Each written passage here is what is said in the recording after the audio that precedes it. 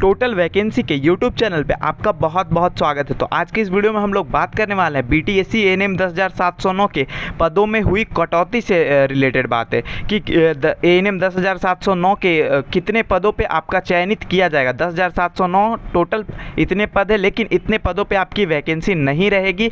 एकदम official notification, एक नहीं दो प्रूफ के साथ मैं आपको एकदम इसी वीडियो के अंदर बताऊँगा, तो वीडियो को लास्ट तक ज़रूर वॉच कीजिएगा।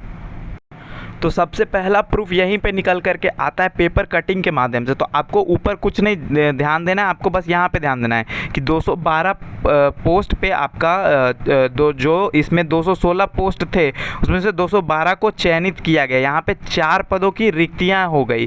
किस लिए हो गई? क्योंकि योग्य अभ्यर्थी नहीं मिल पाए दिव्यांग श्रेणी में। एक प्रूफ ये हो गया। अभी मैं दूसरा प्रूफ दिखाता हूँ, फिर मैं बात करूँगा कि एएनएम पे टोटल कितने पोस्टों पे आपका चयन किया जाएगा। टोटल 10,709 पोस्ट पे नहीं लिया जाएगा भर्ती।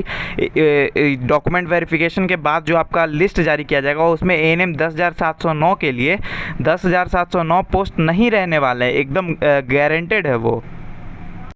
तो सबसे पहले तो ये ट्विटर का जो रिज़ल्ट जारी हुआ है उसके माध्यम से मैं आपको जानकारी देना चाहता हूँ, क्योंकि आपको तो प्रूफ चाहिए। तो फिर यहाँ पे देख सकते हो 216 जो टोटल पद था, लेकिन 212 पे चयन किया गया है, जिसमें किस कारण से ये 4 पोस्टों की कमी हुई है। तो यहाँ पे आप देख सकते हो कि यहाँ पे दिव्यांग के लिए यहाँ पे 2 पोस्ट आए थे, ठीक है, तो 2 पे हो गया। फिर दिव्यांग के लिए ये चलन दिव्यांग है और ये दृष्टि दिव्यांग है।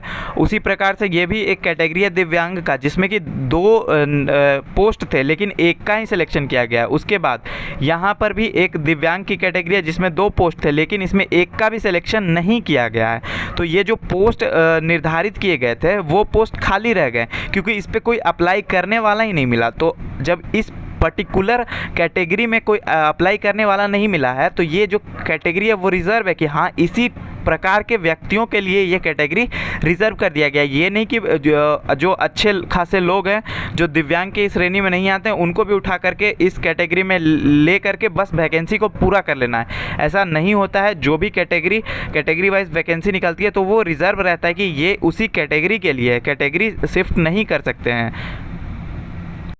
ये तो हो गया कि नंबर ऑफ़ एप्लीकेंट्स की कमी पड़ जाने के कारण आपका वैकेंसी पे जो टोटल नंबर ऑफ़ पोस्ट होता है उस पर भर्ती नहीं ली जाती है। दूसरा मेन कारण जो होता है वो भी मैं आपको दिखा देता हूँ।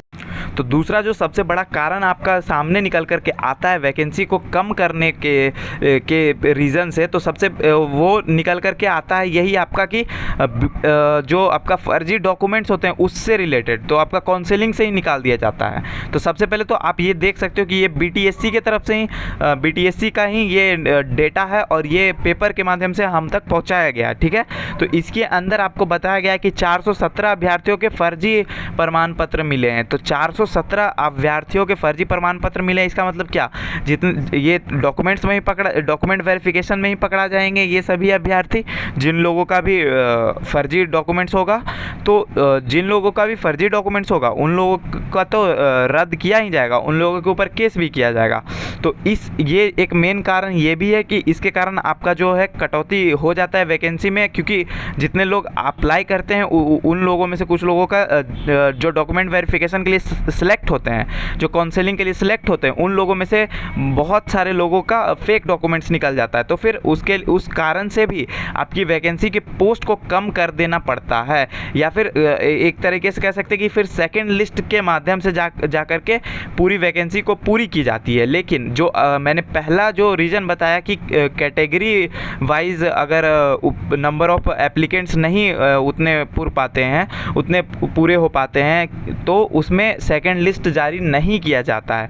मतलब अगर फर्जी डॉक्यूमेंट्स वाले फर्जी डॉक्यूमेंट्स के कारण से अगर वैकेंसी की कमी की जाती है तो आपका सेकंड लिस्ट जारी कर दिया जाएगा और उसके माध्यम से फिर वैकेंसी को पूरा कर लिया जाएगा। लेकिन अगर आपका रिजर्व्ड कैटेगरी में वैकेंसी की कमी पड़ जाती है, मतलब आदमियों की अप्लाई करने वालों की कमी पड़ जाती है, जैसे कि हो गया आपका स्वतंत्रता सेनानी या फिर हो गया आपका दिव्यांग वाला श्रेणी इसी प्रकार से एसटी वाला श्रेणी, इन सभी में कमी पड़ ही जाती है जनरली तौर पे।